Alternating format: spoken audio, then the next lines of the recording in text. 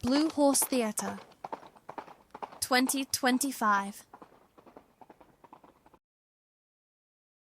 Welcome, my friends, to the Blue Horse Theatre. Now playing. The continuation of Robert Ralston Jones's volume of Fort Washington at Cincinnati. Let's take a look at Appendix 2. Letter from General Harmer to General Knox. Headquarters, Fort Washington, January 14th, 1790. Sir, I have the honor to acknowledge the receipt of your letter of the 29th October last, to which I shall now particularly reply. The governor of the Western Territory arrived at this post on the 2nd instant, and departed from hence on the 5th for the Illinois country. I furnished him, agreeable to his request, with an escort of 50 chosen men under the immediate command of Lieutenant Doyle. Major Wiley's accompanies him on this tour. I did not leave the Muskingum until the 24th of last month, being detained so long waiting for his and the paymaster's arrival there. We were 4 days upon our passage. The distance from thence to this garrison, which is directly opposite the mouth of Licking River, is about 300 miles. Major Doughty is left to command at Fort Harmar. This will be one of the most solid, substantial wooden fortresses, when finished, of any in the Western Territory. It is built of hewn timber, a perfect square, 2 stories high, with 4 blockhouses at the angles. I am particularly indebted to Captain Ferguson and Lieutenant Pratt for their indefatigable industry and attention in forwarding the work thus far. The plan is Major Doughty's. On account of its superior excellence, I have thought proper to honor it with the name of Fort Washington. The public ought to be benefited by the sale of these buildings whenever we evacuate them, although they will cost them but little. About 40 or 50 Kentucky boats have begun, and will complete it. Limestone is the grand mart of Kentucky. Whenever boats arrive there, they are scarcely of any value to the owners. They are frequently set adrift in order to make room for the arrival of others.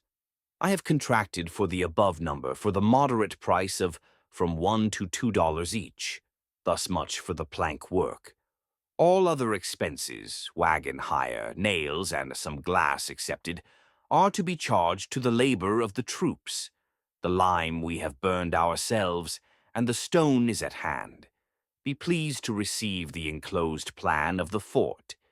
The distance between the Little and Great Miami is 28 measured miles. Near the Little Miami there is a settlement called Columbia. Here, 7 miles distance from Columbia, there is another named Losantaville, but lately changed to Cincinnati, and Judge Symes himself resides at the other, about 15 miles from hence, called the Miami City, at the north bend of the Ohio River. They are, in general, but small cabins, and the inhabitants of the poorer class of people.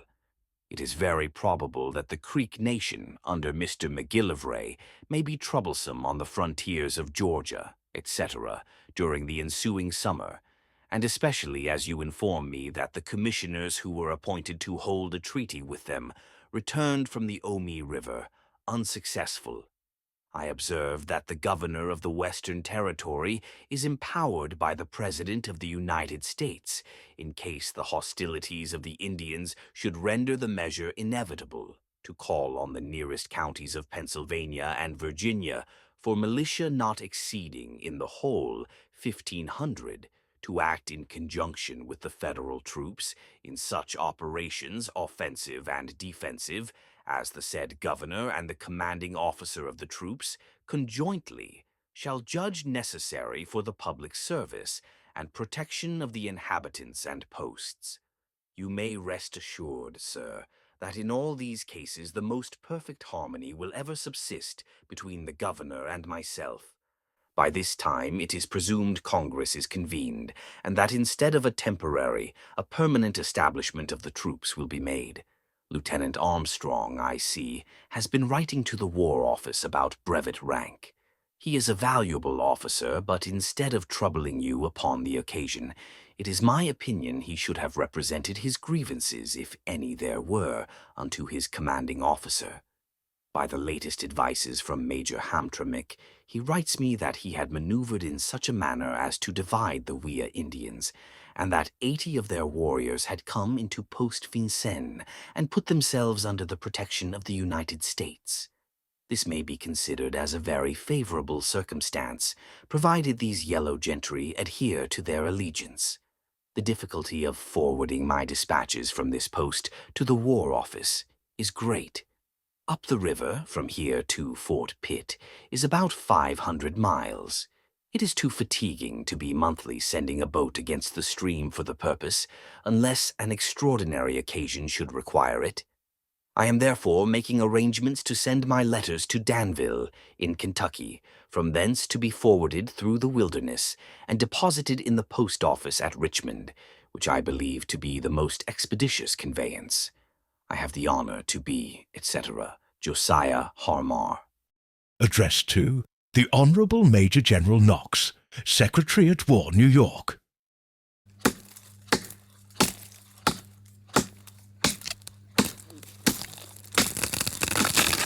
In the early part of August 1789, Captain David Strong received orders to proceed to the Miami country. Accordingly, with a full company of 70 men, and his 2 subalterns, Lieutenant Jacob Kingsbury and Ensign Hartshorn, Captain Strong set out from Fort Harmer on the 9th of August. 2 days later, Major John Doughty, an artillery officer of great ability and second in command to General Harmer, set out for the same region, for the purpose of selecting the site of a fort intended to protect the settlers on the Sims Purchase. Footnote 12. Captain, later Lieutenant Colonel, David Strong, a native of Connecticut, who after faithful service in the Continental Army, from which he retired with rank of captain, entered the Army of the United States, in which he served up to his death at Fort Wilkinson, Illinois, August 19, 1801. Captain Strong took part in at least the preliminary work involved in the building of Fort Washington. He subsequently constructed Fort Wilkinson, 12 miles below Metropolis, Illinois, and was in command at Fort Jefferson in 1792, and Detroit, 1799. Footnote 13. Lieutenant, later Colonel, Jacob Kingsbury, a native of Connecticut, who had served throughout the entire Revolution and was commissioned lieutenant in the 1st Regiment of United States Infantry, October 15, 1787. After serving under successive commanders in the various reorganizations of the Army, he was honorably discharged June 16, 1815, 40 years after his first enlistment as a private in the Continental Army. At the time of his retirement, he held the rank of colonel. A year before his retirement, he had been Inspector General. Colonel Kingsbury died July 1, 1837. While Kingsbury took part in all the various campaigns against the Indians, he is particularly associated with the defense of Dunlop Station on the Great Miami River in January 1791. At this time his cheery courage animated the little garrison to hold out against great odds until help was procured from Fort Washington.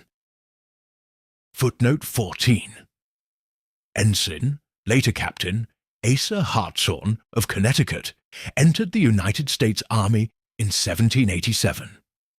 After performing much useful duty on details to protect surveyors and the government geographer, he served against the Indians and was killed during the Wayne Campaign June 8, 1794, under the walls of Fort Recovery.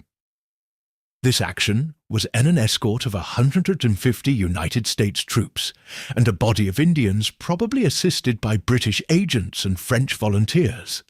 Footnotes 15 and 16 are from the Military Journal of Major Ebenezer Denny. In the early days of the Army of the United States, it was not uncommon for officers in the artillery branch of the service to perform duties more strictly pertaining to the engineers. In fact, the two corps were at one time combined as the artillerists and engineers. Major Doughty had, moreover, established a fine record during the War of the Revolution, and subsequent thereto was entrusted with various important missions on the western frontier. He was not only held in high esteem by his commanding officer, but by others qualified to form an opinion. Footnote 17. Major John Doughty was a native of New Jersey, the eldest son of Joseph Doughty and Cecia Wiltsey, and was born, quote, the 8th day of his 6th month, 1757, end quote. He served in the Continental Army, in the artillery, except for a short time in 1777, when he was aide to General Schuyler, and retired at the close of September 1783 with the rank of brevet major.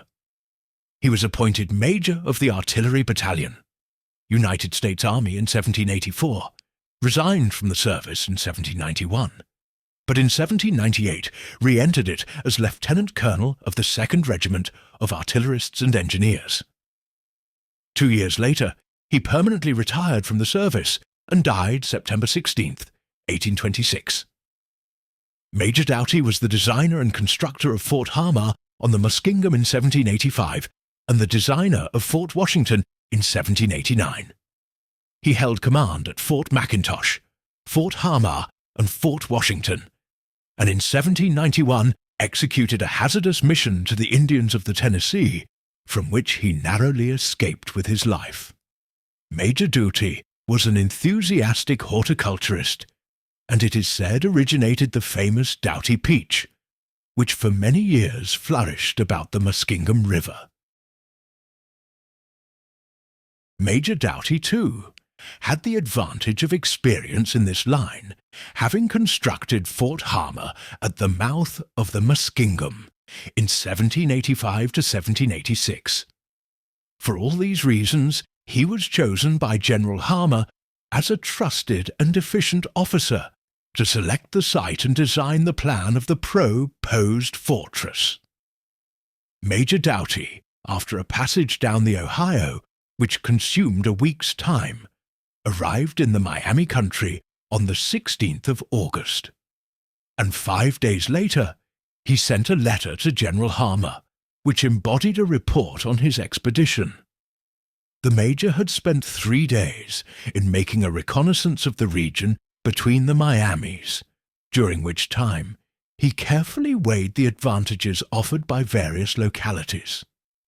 He considered the matter of safety from floods, the surroundings of the proposed site as affecting the health of a garrison, and also looked into the question of water supply for the fort.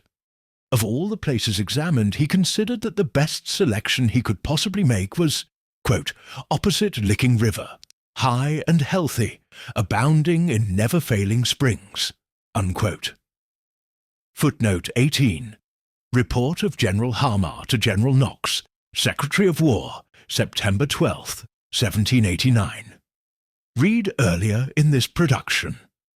Major Doughty's report was accepted as satisfactory, and General Knox, Secretary of War, was duly informed thereof by General Harmar. The situation of the fort having thus been determined, it only remained to carry out the plan which had been prepared by Major Doughty. To this end, about the 4th of September, Captain William Ferguson was ordered with his company, quote, to join Captain Strong in erecting a fort near the Miami, unquote. And Lieutenant Pratt, who was then acting as post quartermaster, was ordered to proceed to the same point. The work of actual construction thus began very promptly, and was carried on under the personal supervision of Captain Ferguson and Lieutenant Pratt, who performed their duties in such satisfactory manner that they were mentioned in a special report to the Secretary of War. Footnote 19. Captain, later Major, William Ferguson was from Pennsylvania and had served in the corps of artillery during the Revolution. He was appointed captain in the United States Army in 1785.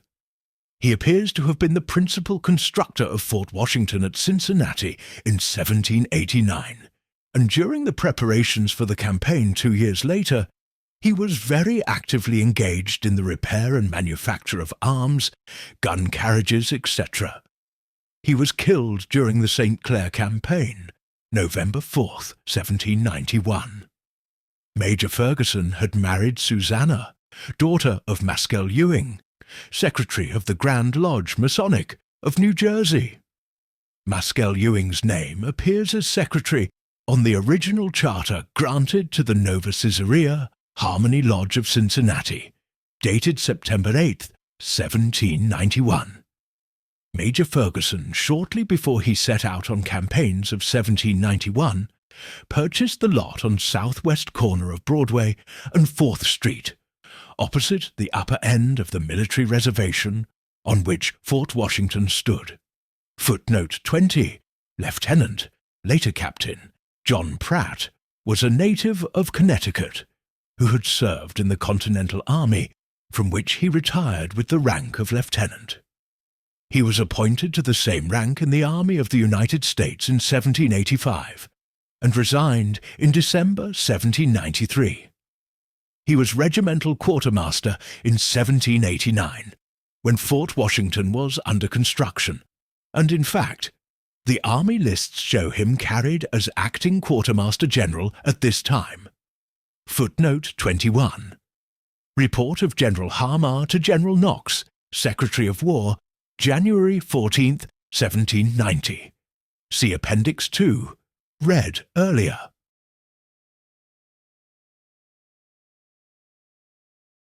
The various forts on the western frontier were very similar in outline, and the methods employed in their construction were almost identical. There were, of course, slight variations in the disposition of the blockhouses and the height of palisade work. But as a rule, the outline of each fort was rectangular, with blockhouses, or in military parlance, bastions, located at the angles. The first step taken in the building of a fort was the clearing of the ground of all underbrush and the cutting down of the trees close to the ground, for a distance of several hundred yards, all about the proposed site. The blockhouses were next constructed, being sometimes, as in the case of Fort Steuben and Fort Harmar, set obliquely to the faces of the curtains, or side walls of the fort. Generally, however, the faces of the blockhouses were parallel to the curtains, but projected about half their width beyond them. This arrangement permitted of a raking fire from the blockhouses along the face of each curtain, and so made the scaling of the palisades by an enemy almost an impossibility. The blockhouses were usually 2 stories in height, with the upper story projecting beyond the lower, and pierced with loopholes for muskets. The blockhouses, which were commonly about 20 feet square, were built of heavy logs hewed, at least on the upper and lower edges, in order to bring them, when laid, into close contact. The logs were built up in horizontal courses and notched together at the corner of the blockhouse. In the middle of each curtain, the walls of the fort were formed by the barrack buildings, or storehouses built also of logs, but without projection of upper stories. Fort Washington at Cincinnati, Ohio. Built 1789, demolished 1808, from a sketch by Major Jonathan Hart, USA, in 1791. Jonathan Hart was born M. Kensington, now Berlin, Connecticut. In the year 1744, his father, Deacon Ebenezer Hart, being a descendant of one of the early settlers in the colony. Jonathan Hart was graduated from Yale College in the class of 1768. After the completion of his collegiate studies, Hart taught school in New Jersey, but returned to his native state prior to the Revolution. He started with the Volunteers of the Lexington Alarm, was a private at Bunker Hill, and an ensign at the Siege of Boston.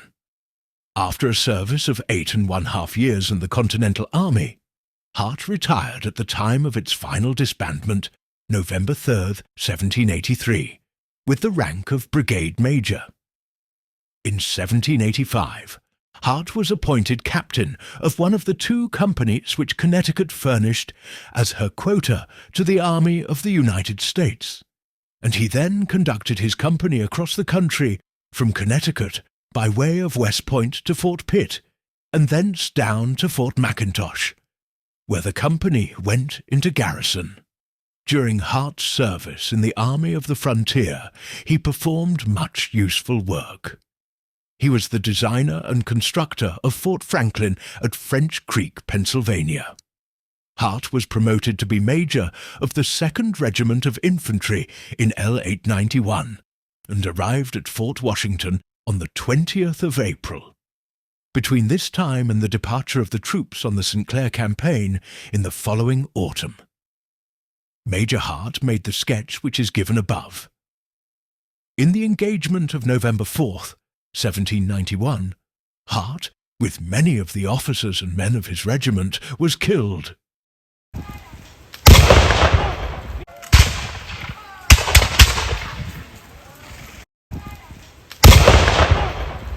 The spaces along the curtains which intervene.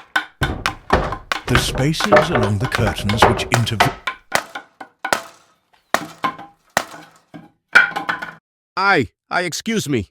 Okay, you guys take a break already. We're trying to make a movie. All right, take 5. The spaces along the curtains which intervened between the blockhouses and barracks were filled with palisades.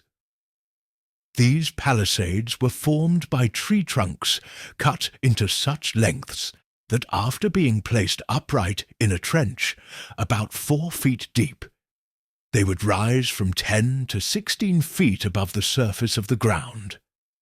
The lower end of the logs composing the palisade were carefully squared off, and the upper ends usually pointed. The edges of the palisades where they came in contact with each other were slightly hewed to remove any great irregularities, and the tightness of the wall was further ensured by a second row, the logs of which were placed behind the joints of those in the outer row. Horizontal string pieces were secured by wooden pins to the upper ends of the palisades to bind them all firmly together. The roofs of all buildings and the floors were usually constructed of the rough plank riven, or sawed from logs, unless, as in the case of Fort Washington, other more suitable lumber was obtainable. Chimneys were constructed of stone, or of small sticks laid up cob-house fashion, chinked and lined with clay. The earth from the trench in which the palisades were erected was replaced and carefully rammed about them, while outside of the fort ditches were dug, usually quite shallow, which provided for the surface drainage. Ordinarily, the frontier forts, as already observed, were constructed wholly of the material nearest at hand. They were literally hewed out of the forest. But in the case of the fort which Captain Ferguson and Lieutenant Pratt were building, there was a cheap supply of lighter and better lumber for certain portions of the structure. Contemporary accounts of Fort Washington state that its walls were built from trees cut from the forest, which then thickly covered the plateau round about. The more exposed portions, the blockhouses, barracks, and palisades, were doubtless constructed of logs, as the heaviest material obtainable from the small flatboats then plying upon the Ohio would hardly prove bullet-proof. In fact, General Harmar in his report does not state that flatboat timbers alone entered into the fort's construction, and we may infer that, of the purchased material, this was the only lumber used, for he ends his remarks with the expression, quote, "Thus much for the plank work," unquote, the log work costing nothing beyond the labour of the soldiers, which was free he did not consider. A sojourn in the wilderness had taught the soldiers self-reliance and ingenuity. of all the material used in the construction of the fort, the government was put to expense only for glass, nails, wagon hire, and such lumber as was taken from the flatboats. Stone for the mason work in foundations and lime was near at hand in abundance. The soldiers burned the lime themselves and performed all other necessary labour. The virgin forest all about the fort contained material for the heavier portions of the structure, while the lumber from flatboats furnished floors, roofing material, doors, sentry boxes, etc. These flatboats were purchased at Limestone, some 40 or 50 in all, at a cost of from $1 to $2 each. They were so-called Kentucky flatboats, which had come down the river laden with emigrants or supplies, and having fulfilled their purpose, were now of little or no value, and could be purchased very cheaply. Indeed, such boats, after having been unladen, were often cut adrift and allowed to float down the river in order that room might be made for fresh arrivals. As to the size of the fort, the best authorities, including depositions and maps, presented as evidence in court, justify the statement that the blockhouses were each about 20 feet square, and that about 180 feet intervened on each side between the 4 blockhouses situated at the angles of the fort. A deposition made in the United States Court many years later by one who had been a soldier at the fort establishes the fact that the buildings used as barracks were located, one in the middle of each of the 4 sides, and that the one on the side facing the Ohio River was divided into 6 rooms of 20 feet each. These rooms were arranged 3 on each side of the principal gateway. As this gateway was about 12 feet wide, the entire length of the south or riverside barracks, making allowance for the necessary partitions between the rooms and the end walls, was about 135 feet. To fill in the space between the ends of the barracks and the blockhouses at the angles of the fort would require about 22 1/2 feet of palisade work at each end of the barrack buildings. According to the deposition already alluded to, there was a sort of triangular extension on the west side of the fort, terminated by a 5th blockhouse, which must have stood near the present east line of Broadway. This extension is not alluded to by other deponents, nor was it shown on the map presented in court, nor does General Harmer mention it in his report to the Secretary of War, and it may have been added subsequently to that time. Captain Hart, however, shows such an extension in the sketch which he made in 1791. The southeast blockhouse of Fort Washington was used for the transaction of official business. In the center of the quadrangle stood a flagstaff. As regards the water supply for the garrison, there was at least one well within the walls of the fort, this one having been dug during the summer of 1791 by one John Robert Shaw, then an enlisted soldier at the fort. Footnote 22.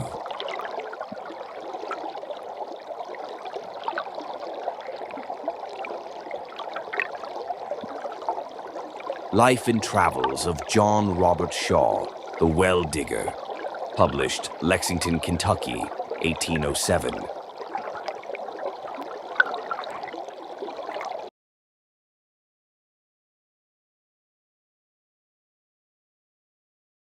Major General Arthur St. Clair, Governor of the Northwest Territory, from pencil sketch by Trumbull, Irving's Life of Washington, edition, 1859, courtesy G.P. Putnam's Sons.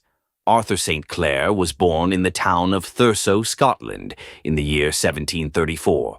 He entered the University of Edinburgh and for a short time studied medicine with Dr. William Hunter of London.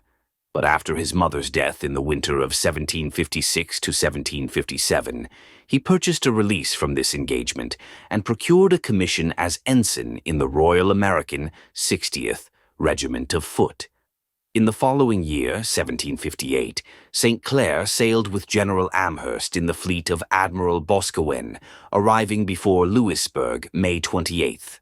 For gallantry in the siege which ensued, St. Clair was promoted to a lieutenancy in 1759, following which he served under Wolfe at the taking of Quebec. In 1760, he married a Miss Phoebe Bayard, niece of Governor James Bowdoin, resigned his commission 2 years later, and resided in Boston until 1764, when he removed with his accomplished wife to the wilds of western Pennsylvania. The marriage portion of his wife, together with his own fortune, now made St. Clair a rich man, and he later became the holder of but little less than 11,000 acres of land. St. Clair served throughout the Revolution, leaving the army at its close with the rank of Major General. The war had, however, left him a man of broken fortune. In 1786, General St. Clair was a delegate to Congress, and the next year was chosen President of Congress. Shortly after the passage of the ordinance which created the Northwest Territory, St. Clair, who had been its friend, was chosen the first governor. On the 9th of July, 1788, the governor's party arrived at Marietta under the escort of a body of troops commanded by Major Doughty, and was received with military honors, including a salute of 14 guns from Fort Harmar. From this time until 1802, St. Clair governed a territory whose area was greater than that of the British Isles and France.